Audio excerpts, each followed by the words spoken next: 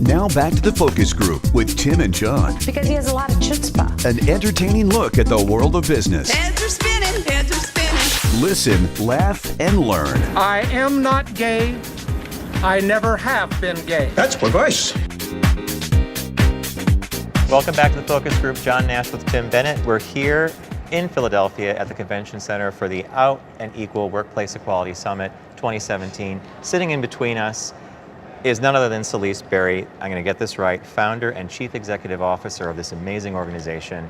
Selisse, welcome to the show. Thank you. I'm going to kick it off. I was going to ask you this privately, but I want to save it for everybody watching and listening. Given the recent change in politics, did you ever suspect that an organization like Out and Equal, which brings advocates together and ERGs and the amazing work you do, did you ever think it was going to be as necessary as it now appears to even be more so than it ever has been before, if I said that right, in 2017? Yeah, well, I started Out and Equal over 20 years ago, and there was no federal law in place to protect us. So my strategy was to go company by company to ensure that the business community and corporations would welcome the LGBT community. And here we are 20 years later. There's still no federal law to protect us, but we've had certainly some ups and downs in the White House administration, but our focus has consistently been encouraging companies to do the right thing. So Out and Equal started in 1996, and you're the founder and the CEO.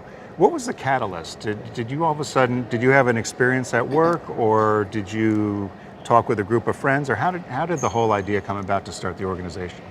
Well, I had my own personal experience of workplace discrimination when I actually went to seminary to be a Presbyterian minister and then was not able to be ordained once I came out. And I just brought a lot of passion and had a lot of passion about people being able to choose whatever career they wanted regardless of who we are and who we love. And so I did start bringing people together to have that conversation.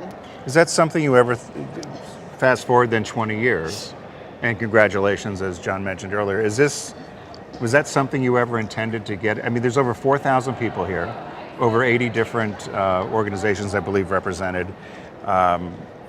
It's really the de facto go-to place for equality in the workplace. Did you ever imagine it would grow this big? No. In a word, no, right? Right.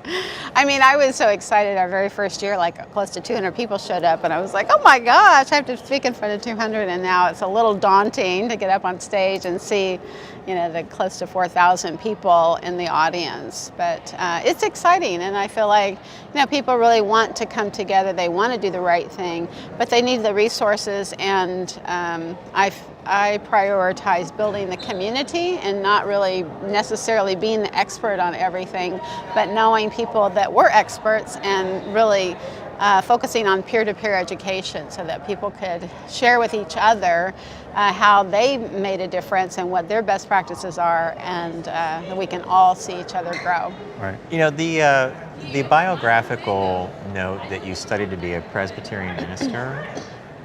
Now, I'm going to just go out on a limb here, I always do, and I'm going to say that's about community.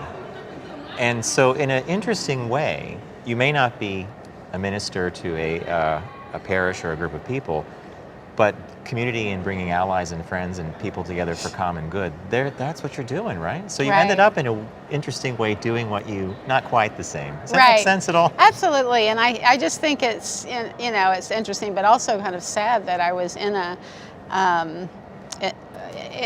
community that really should be focused on love, and instead they rejected me and all my friends and colleagues that had the courage to come out. And yet here I am working in corporate America, and there's so much more embracing, and it's kind of like, it's just the right thing to do. And oh, by the way, I think it's also good for business.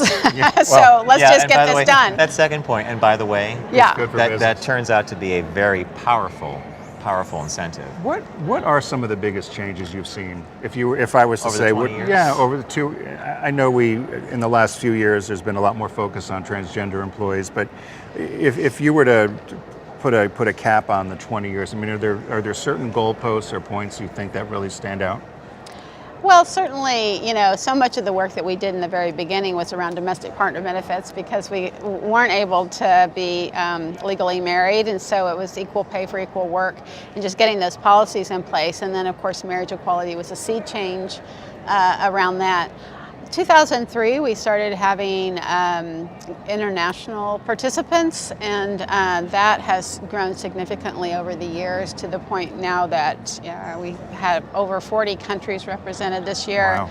And so many people from around the world, and we do a lot of international roundtable discussions and kind of mini summits, if you will, in other parts of the world. So I think the global piece has been a significant growth area for Out and Equal. Now, I'm going to ask you what might be an odd question. When marriage equality became or were moved to front and center, I had many conversations with people about the wisdom of that agenda. Is it the right thing to push? Is it going too far? And now I'm married. I have a husband. I mean, so I get that. But when that was happening, would that have been one of your first thoughts? Or given what Out and Equal does, would you have preferred to have seen something like ENDA pass or something a little more, something just different? Is that fair to? I don't mean to put you on the absolutely. spot. No.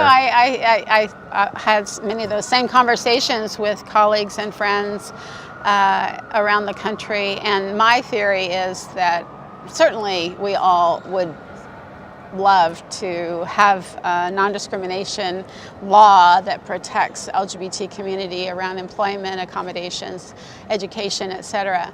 But the truth is, in 2004, when you just saw people lining up in San Francisco to get married, or in Massachusetts, you see two loving people kissing, and suddenly they were bringing flowers from a grandmother in Idaho, and people just showed up because you saw two people in love. It's very compelling story, and it really is about the story. And when you say, well, I got fired from my job, that doesn't show as well on television. It's kind of like, yeah, well, okay.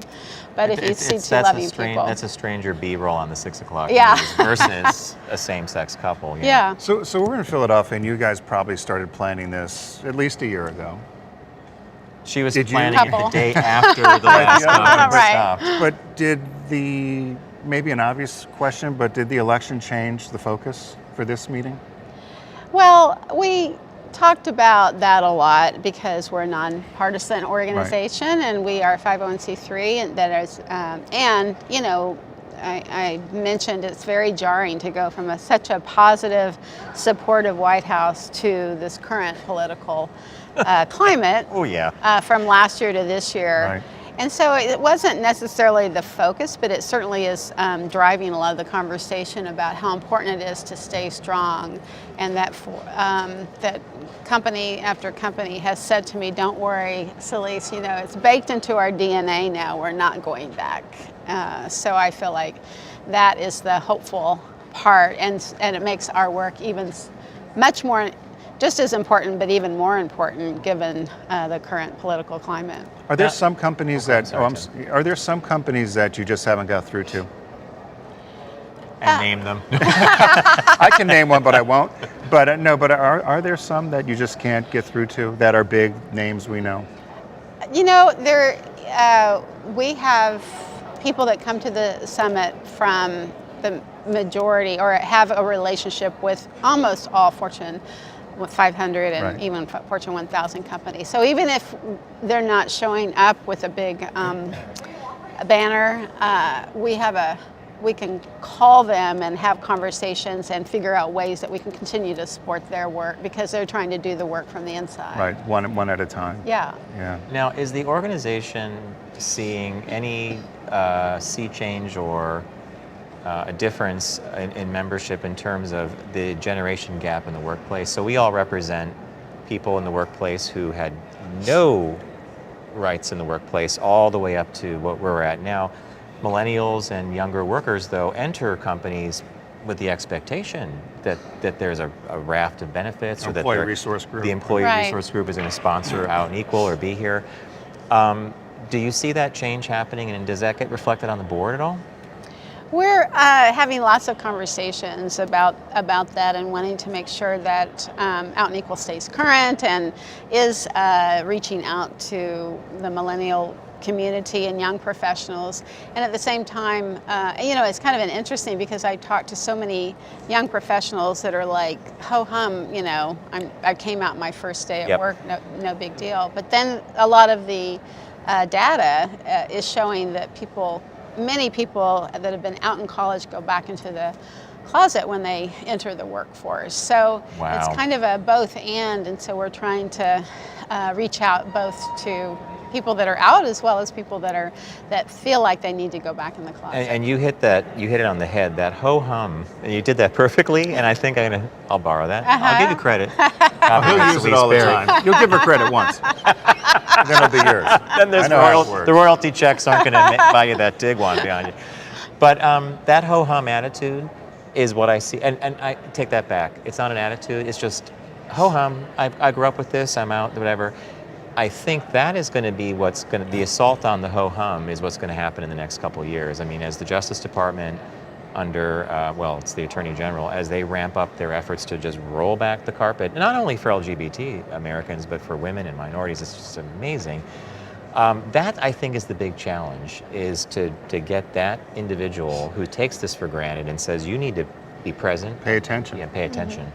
Where's what do you think's next on the forefront in terms of rights for LGBT workplace rights?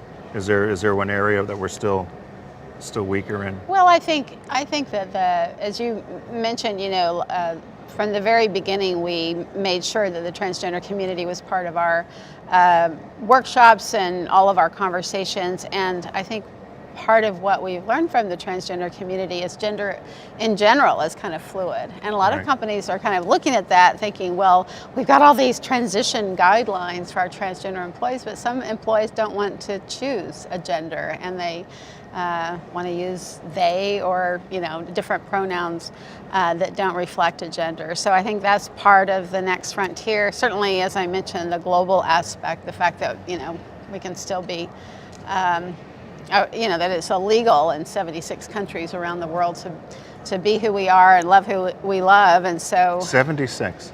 Oh yeah, it's frightening. Very lucky to be here. I mean, Yeah. I can complain a lot about what's happening from the election or from the administration point of view, but it's still way better than being in other parts of the world. So, as you begin to change your relationship to the organization, it's a good way of saying it. Yes. Are there things, and this is just a non-out and equal, but are there things that you are dying to pursue or change or learn or new skills or hobbies? What's some plans? I'm not going to ask you. You're not going to go back to the seminary. No, I'm not going back. I just feel so still all in and being able to. So still engages at that level. Still, very much engaged in Out and Equal today, and in a couple of months that I'm sure that'll begin to change. But So no watercolor, no oil painting. I Make a quill. a little Cross knitting. stitch, little knitting. Yeah. I don't see you as a knitter. No knitting. You never know, but no, Oh no, she'll knit something. It's going to say Out and Equal. Scarves. They'll be on sale next year.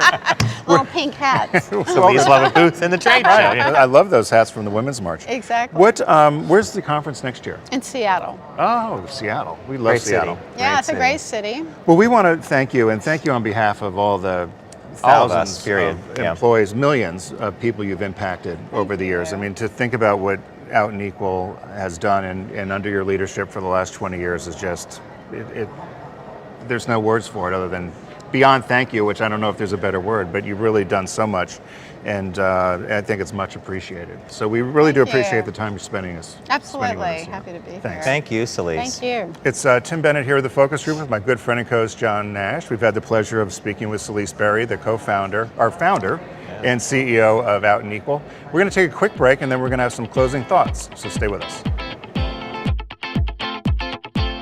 Brought to you by Volkswagen. Visit VW.com to learn more.